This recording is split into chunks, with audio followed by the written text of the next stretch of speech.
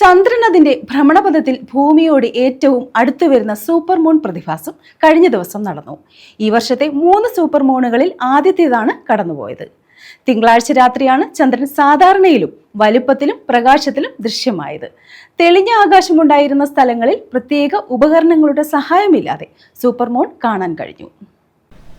ചന്ദ്രൻ ഭൂമിയിൽ നിന്ന് ഏകദേശം 3,61,459 കിലോമീറ്റർ ദൂരപരിധിക്കുള്ളിലൂടെ കടന്നുപോയപ്പോഴാണ് സൂപ്പർ മൂൺ പ്രതിഭാസം ദൃശ്യമായത്.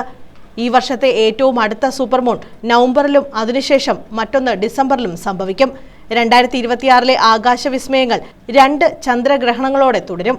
മാർച്ചിൽ വടക്കേ അമേരിക്ക, ഏഷ്യ, ഓസ്ട്രേലിയ എന്നിവിടങ്ങളിൽ പൂർണ്ണ ചന്ദ്രഗ്രഹണവും ഓഗസ്റ്റിൽ അമേരിക്ക, ആഫ്രിക്ക, യൂറോപ്പ് എന്നിവിടങ്ങളിൽ ഭാഗിക ചന്ദ്രഗ്രഹണവും ദൃശ്യമാകും.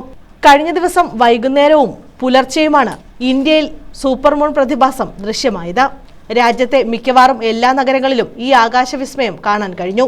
ഉത്തരാർദ്ധഗോളത്തിലെ യൂറോപ്പ്, വടക്കേ അമേരിക്ക, UK, അമേരിക്കയുടെ ചില ഭാഗങ്ങൾ എന്നിവയിൽ ഉൾപ്പെടെ പല രാജ്യങ്ങളിലും സൂപ്പർ മൂൺ ദൃശ്യമായി. 2025 തുടർച്ചയായ 3 സൂപ്പർ മൂണുകളിൽ ആദ്യത്തേതാണ് കഴിഞ്ഞ ദിവസം നടന്നത്. കേരളത്തിലും സൂപ്പർ മൂൺ പ്രതിഭാസം ദൃശ്യമായി. ചിലയിടങ്ങളിൽ മൂടൽമഞ്ഞുണ്ടായിരുന്നതിനാൽ ഈ പ്രതിഭാസം വ്യക്തമായി കാണാൻ കഴിഞ്ഞില്ല. News bureau, Chavara.